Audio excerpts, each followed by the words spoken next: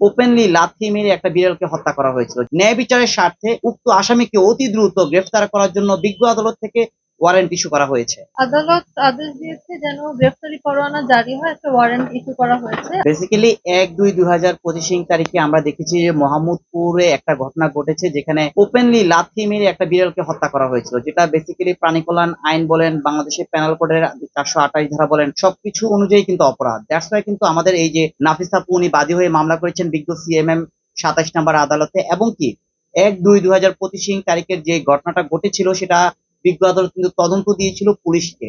মোহাম্মদপুর থানার পুলিশ এই বিষয়ে পুঙ্খানুপুঙ্খানুভাবে ভালোভাবে তদন্ত করে ডকুমেন্ট সহ, এভিডেন্স সহ এবং সকল ভিডিও তথ্য উপাত্ত সকল কিছুকে পর্যালোচনা করে কিন্তু তদন্ত রিপোর্ট আমাদের পক্ষে দিয়েছেন, এবং কি বিজ্ঞ আদালত ন্যায় বিচারের স্বার্থে উক্ত আসামিকে অতি দ্রুত গ্রেফতার করার জন্য বিজ্ঞ আদালত থেকে ওয়ারেন্ট ইস্যু করা হয়েছে, যেটা আমাদের জন্য সাকসেস এই জন্যই যে বর্তমানে বাংলাদেশের প্রথম কেস যেটা বিড়াল হত্যার কারণে আমরা মামলাটা করতে পেরেছি, এবং কি বিড়াল হত্যার কারণে এই আসামির অপরাধের যে সাজাপ্রাপ্ত হবে সেটা আমরা সুনিশ্চিত, এবং কি এই যে অপরাধ করছে মানুষ, এই অপরাধের ফলে যে আমরা প্রকৃতপক্ষে প্রাণী নিষ্ঠুরতার প্রতি যে বিচার চাইতে পারছি, এবং কি বিজ্ঞ আদালত যে আমাদেরকে সন্তুষ্টভাবে রেমেডি দিচ্ছে, এটাই আমাদের জন্য অনেক কিছু প্রাপ্য। এবং আমি নর্মালি সোসাইটি এবং রাষ্ট্রকে বলতে চাই, যদি কেউ কোনো অপরাধ করছে প্রাণীর বিষয়ে, সেক্ষেত্রে আমরা সবসময় সোচ্চার আছি, এবং কি উক্ত বিষয়ে আমরা আইনগত ব্যবস্থা সর্বদা নিতে প্রস্তুত। গ্রেপ্তারি পরোয়ানা এই জন্য জারি করা হয়েছিল বিকজ এই ভিডিওটার মাঝখানে স্পষ্টভাবে উল্লেখ করা হয়েছে, এবং কি ভিডিওর মাঝখানে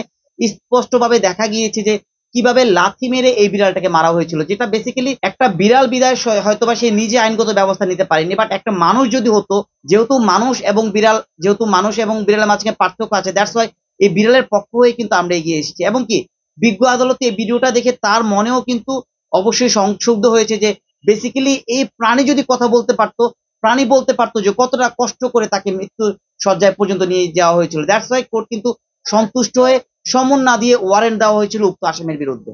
আমরা বেসিক্যালি মামলাটা করেছি প্যানেল করে ৪২৮ ধারায়, যেখানে সুস্পষ্ট ভাবে লেখা আছে ২ বছরের সাজা হতে পারে। সো আমরা চাই অতি দ্রুতই ২ বছরের সাজা হবে এই মামলাটায়, এবং এই মামলাটা যত দ্রুত বিচারিক পর্যায়ে নিয়ে যত দ্রুত সাক্ষী দিতে পারি তত দ্রুতই আমরা ইনশাল্লাহ আশা করছি যে ভিকটিম যে বিড়ালটা ছিল তার অপরাধী যাকে মারা হয়েছে সে আসামির যেন অবশ্যই সাজাপ্রাপ্ত হয়, এবং বাংলাদেশে যেন এটা অবশ্যই একটা চিরন্তর একটা ভবিষ্যৎ এক্সাম্পল হয়ে থাকে। আদালত আদেশ দিয়েছে যেন গ্রেফতারি পরোয়ানা জারি হয়, একটা ওয়ারেন্ট ইস্যু করা হয়েছে। আমি সন্তুষ্ট যে এটার জন্য একটা গ্রেফতারি পরোয়ানা জারি করা হয়েছে। আমি অবশ্যই চাই যেন যে আসামি তাকে যত দ্রুত পারা যায় তত দ্রুতই যেন ওনাকে ধরা হয়, যেন এটা একটা সচেতনতা হিসাবে থাকে, যেন এটা একটা দৃষ্টান্ত হিসেবে থাকে, যেন অন্য কেউ এরকম করার আগে অ্যাটলিস্ট দুইবার ভাবে। এটা একটা অ্যাওয়ারনেস রেইজ করতে আমাদেরকে হেল্প করবে যে যখন কেউ এরকম করছে তখন যেন সে ভাবে যে এরকম একটা আইন আছে, আইনের অনুযায়ী তাকে আনা হবে।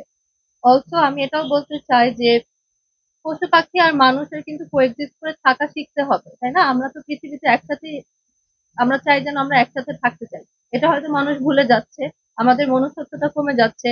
রাস্তায় একটা বিড়াল দেখলে আমি মেরে দিচ্ছি বিড়ালকে, কুকুর দেখলে কুকুরের উপর পাথর ফেলে দিচ্ছি। এগুলো তো আমরা করতে পারি না, আমাদের কোএক্সিস্ট করতে শিখতে হবে একটা এনভায়রনমেন্টে যেহেতু আছি। কোএক্সিস্ট কিভাবে করতে হয় সেটার জন্য হয়তো গভর্নমেন্ট ইন্টারভেনশন লাগবে, অ্যাওয়ারনেস লাগবে, ক্যাম্পেইন লাগবে, যেন এটার প্রতি আমরা আরো অ্যাওয়ারনেস রেইজ করতে পারি, সচেতনতা বাড়াতে পারি। এটাই আর কি।